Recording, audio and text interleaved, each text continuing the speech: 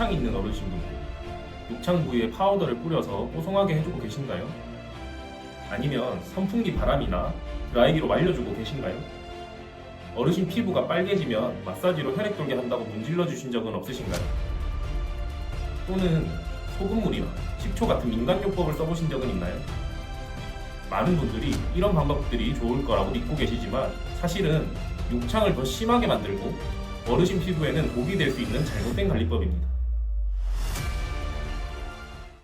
안녕하세요. 100세 건강노트 헤드쌤입니다.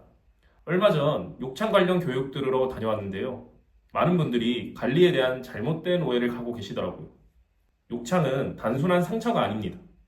한번 생기면 살이 깊게 파이고 고름이 생기고 심하면 뼈까지 노출될 수 있는 무서운 합병증으로 이어질 수 있습니다. 그런데 안타깝게도 보호자분들이 선한 마음으로 하시는 관리가 오히려 욕창을 악화시키는 경우가 많습니다. 그래서 오늘은 이런 잘못된 욕창 치료법 4가지와 반드시 알아야 할 올바른 관리 방법, 그리고 예방까지 차근차근 알려드리겠습니다. 들어가기 앞서 구독과 좋아요 눌러주시면 앞으로도 유익한 영상을 전달드리겠습니다.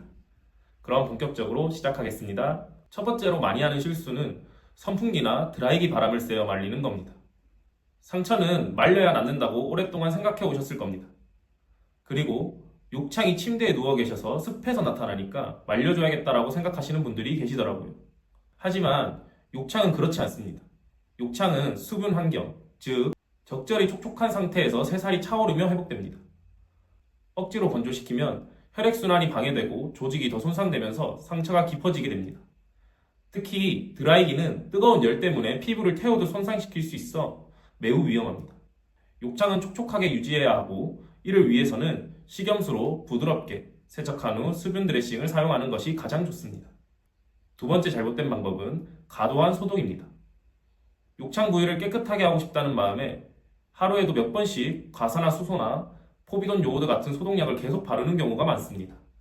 그런데 이런 강한 소독제는 세균만 죽이는 게 아니라 상처를 회복시키는 피부 세포까지 함께 손상시킵니다.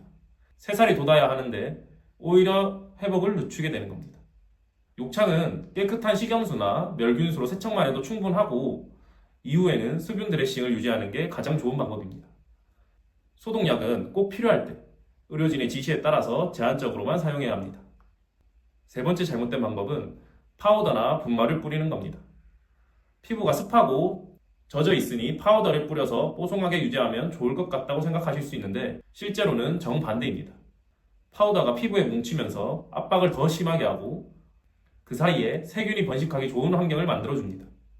결국 욕창은 더 빨리 진행되고 감염 위험도 높아지게 됩니다.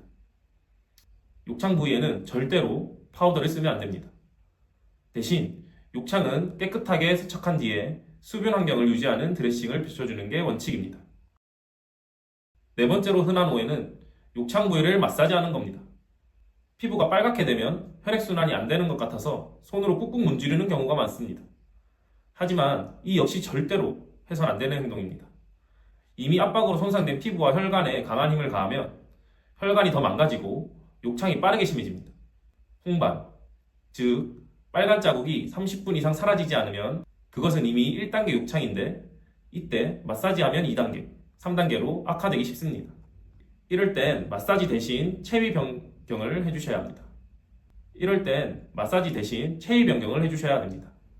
최소 2시간마다 자세를 바꿔서 한 부위의 압박이 계속 가지 않게 해주는 것이 가장 효과적인 방법입니다. 그리고 마지막 5번째는 민간요법입니다. 가장 위험한 방법입니다. 소금물이나 식초, 심지어 약초를 붙이면 낫는다는 얘기 들어보셨을 겁니다.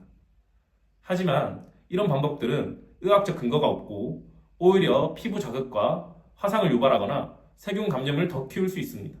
욕창은 단순 상처가 아니기 때문에 반드시 의료진이 권하는 방법으로 관리해야 합니다. 필요하다면 항생제를 쓰기도 하고 경우에 따라서는 괴사된 조직을 제거하거나 수술적 치료가 필요할 수도 있습니다. 민간요법은 절대 해서는 안 됩니다. 그렇다면 욕창을 어떻게 관리해야 될까요? 핵심은 3가지입니다. 첫째, 압력을 분산시켜야 됩니다. 환자가 누워있거나 앉아있을 때 뼈가 돌출된 부위가 눌리지 않도록 에어 매트리스나 젤 쿠션을 사용하고 2시간마다 체위를 바꿔줘야 합니다. 특히 발꿈치와 꼬리뼈는 욕창이 잘 생기는 부위이니 베개나 쿠션으로 살짝 띄어서 압박을 줄여주는 게 좋습니다. 둘째, 상처를 깨끗하게 세척하고 수분 드레싱을 유지하는 겁니다. 식염수로 세척한 뒤 상처를 촉촉하게 유지할 수 있는 하이드로콜로이드나 하이드로겔 드레싱을 사용하는 것이 회복에 도움이 됩니다. 단순 거즈는 상처를 건조하게 만들고 붙였다 뗄 때 자극을 주기 때문에 최근에는 권장하지 않습니다. 드레싱은 너무 자주 갈지 말고 분비물이 새거나 외부 오염이 있을 때만 교체하는 것이 좋습니다. 셋째, 충분한 영양 공급입니다. 욕창은 결국 살이 차오르면서 아물어야 하는데 그러려면 단백질과 수분이 충분히 공급되어야 합니다. 체중 1kg당 하루 1.25g 정도의 단백질이 필요합니다. 예를 들어 체중이 60kg인 어르신이라면 하루 약 75g의 단백질이 필요합니다. 계란, 살코기, 두부, 콩, 생선, 우유 등 단백질이 풍부한 음식을 꼭 챙겨 드셔야 합니다.